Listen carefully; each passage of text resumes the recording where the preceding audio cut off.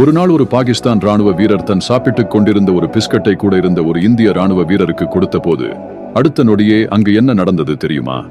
இரண்டு நாட்டு ராணுவ வீரர்களும் அவர்கள் எல்லைப் பகுதிகளில் நிற்கும் போது என்னதான் எதிரி நாட்டு வீரராக இருந்தாலும் பேச்சு துணைக்கு ஆள் வேண்டும் என்று கண்டிப்பாக பேசி பழகுவார்கள். அப்படி ஒரு நாள் ஒரு பாகிஸ்தான் ராணுவ வீரர் தன் சாப்பிட்டுக் கொண்டிருந்த ஒரு பிஸ்கட்டை ஒரு இந்திய ராணுவ வீரருக்கு எல்லையை தாண்டி கொடுத்த போது அதை வாங்கின இந்திய ராணுவ வீரர் உடனே சாப்பிடாமல் அதை இரண்டாக உடைத்து கீழே இருந்த ஒரு நாய்க்கு போட்டு சோதித்து பார்த்துள்ளார்.